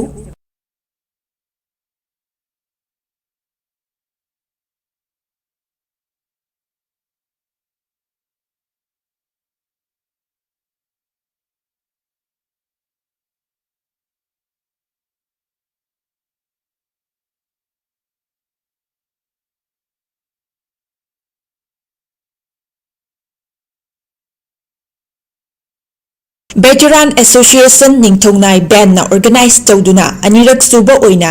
ꯁꯦꯀꯦꯟ ꯁ꯭ꯇꯦꯠ ꯂꯦꯚꯦꯜ ꯑꯣꯄꯟ ꯀꯤꯔꯥꯠ ꯑꯦꯟ ꯅꯥꯠ ꯐꯣꯔ ꯕꯣꯏꯁ 2026 ꯂꯥꯛꯂꯤꯕ ꯃꯥꯔꯆꯀꯤ ꯇꯥꯔꯤꯛ 19 ꯑꯃꯁꯨꯡ 18ꯗ ꯄꯥꯡꯊꯣꯛꯀꯅꯤ ꯍꯥꯏꯅ ꯇꯧꯔꯝꯕ ꯑꯗꯨ ꯈꯨꯗꯣꯡꯆꯥꯗꯕ ꯈꯔ ꯂꯩꯕꯅ ꯃꯔꯝ ꯑꯣꯏꯔꯒ ꯂꯥꯛꯂꯤꯕ ꯑꯦꯄ꯭ꯔꯤꯜꯒꯤ ꯇꯥꯔꯤꯛ 4 ꯑꯃꯗꯤ 5ꯗ ꯄꯥꯡꯊꯣꯛꯆꯔꯒꯅꯤ ꯍꯥꯏꯅ ꯕꯦꯇꯔꯥꯟ ꯑꯦꯁꯣꯁꯤꯌꯦꯁꯟ ꯅꯤꯡꯊꯧꯅꯥꯏ ꯕꯦꯟꯒꯤ ꯃꯥꯏꯀꯩꯗꯒꯤ ꯃꯤꯌꯥꯝꯗ ꯄꯥꯎꯖꯦꯜ ꯄꯤꯔꯛꯂꯤ꯫ ꯏꯚꯦꯟꯠ ꯑꯁꯤꯒꯤ ꯃꯐꯝꯅ ꯌꯦꯔꯤꯄꯣꯛ ꯅꯤꯡꯊꯧꯅꯥꯏ ꯃꯌꯥꯏ ꯂꯩꯀꯥꯏ ꯅꯤꯌꯔ ꯅꯤꯡꯊꯧꯅꯥꯏ ꯄꯕ꯭ꯂꯤꯛ ꯂꯥꯏꯕ꯭ꯔꯦꯔꯤ ꯂꯣꯏꯅꯅ ꯑꯦꯗꯃꯤꯁꯟ ꯐꯣꯔꯝ ꯂꯨꯄꯥ 400 ꯈꯛꯇꯃꯛ ꯑꯣꯏꯖꯒꯅꯤ ꯑꯃꯁꯨꯡ ꯐꯣꯔꯝ ꯊꯥꯖꯤꯟꯕ ꯌꯥꯕꯒꯤ ꯑꯔꯣꯏꯕ ꯅꯨꯃꯤꯠꯅ ꯑꯦꯄ꯭ꯔꯤꯜꯒꯤ ꯇꯥꯔꯤꯛ 2 ꯐꯥꯎꯕꯅꯤ꯫ ꯂꯣꯏꯅꯅ ꯀꯝꯄꯤꯇꯤꯁꯟ ꯑꯁꯤꯒꯤ ꯐꯥꯔꯁꯠ ꯄ꯭ꯔꯥꯏꯖꯇ ꯂꯨꯄꯥ 8,000 ꯃꯣꯃꯦꯟꯇꯣ ꯑꯃꯗꯤ ꯁꯥꯔꯇꯤꯐꯤꯀꯦꯠ, ꯁꯦꯀꯦꯟড ꯄ꯭ꯔꯥꯏꯖꯇꯅ ꯂꯨꯄꯥ 3,000 ꯃꯣꯃꯦꯟꯇꯣ ꯑꯃꯗꯤ ꯁꯥꯔꯇꯤꯐꯤꯀꯦꯠ, ꯊꯥꯔꯠ ꯄ꯭ꯔꯥꯏꯖꯇꯅ ꯂꯨꯄꯥ 5,000 ꯃꯣꯃꯦꯟꯇꯣ ꯑꯃꯗꯤ ꯁꯥꯔꯇꯤꯐꯤꯀꯦꯠꯅꯤ꯫ ꯂꯣꯏꯅꯅ ꯀꯟꯁꯣꯂꯦꯁꯟ ꯄ꯭ꯔꯥꯏꯖ 5ꯗ ꯂꯨꯄꯥ 500 ꯃꯣꯃꯦꯟꯇꯣ ꯑꯃꯗꯤ ꯁꯥꯔꯇꯤꯐꯤꯀꯦꯠ ꯊꯝꯖꯔꯤ꯫ ꯑꯦꯗꯃꯤꯠ ꯀꯥꯔꯗ ꯏꯁꯨ ꯇꯧꯕꯒꯤ ꯅꯨꯃꯤꯠꯅ ꯑꯦꯄ꯭ꯔꯤꯜꯒꯤ ꯇꯥꯡ 3ꯗ ꯑꯣꯏꯒꯅꯤ꯫ ꯍꯦꯟꯅ ꯑꯀꯨꯞꯄ ꯃꯔꯣꯜꯒꯤꯗꯃꯛ ꯃꯈꯥꯗ ꯄꯤꯖꯔꯤꯕ ꯃꯣꯕꯥꯏꯜ ꯅꯝꯕꯔ 7005087465 ꯅꯠꯇ꯭ꯔꯒꯅ 8014382252 ꯅꯠꯇ꯭ꯔꯒ 9862180239 ꯗ ꯀꯣꯟꯇꯦꯛ ꯇꯧꯕꯤꯌꯨ꯫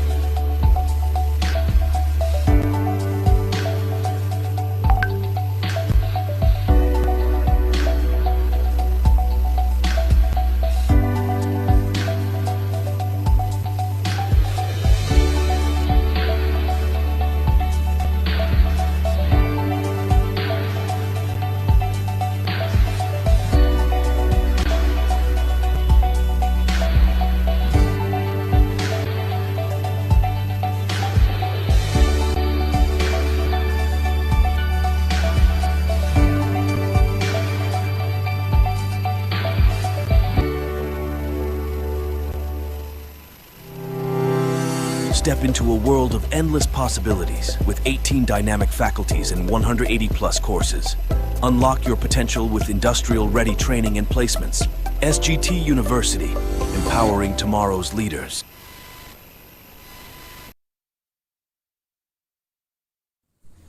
Nurse-singgidamak achauba opportunity ama puduna lakjari madudi hauzik Malaysia-na Indian nurse-singgi oiba khudong chaba pinabagidamak mityeng changlakli VC nursing loiraba chahi ahumdagi tadana experience leiraba miyoisingna khudong chaba asi lobiho khudong chaba adudi thagi oiva salary 1 lakh overtime incentive free accommodation ticketing amasung long term visa asina chingba khudong chaba sing asi fangbigani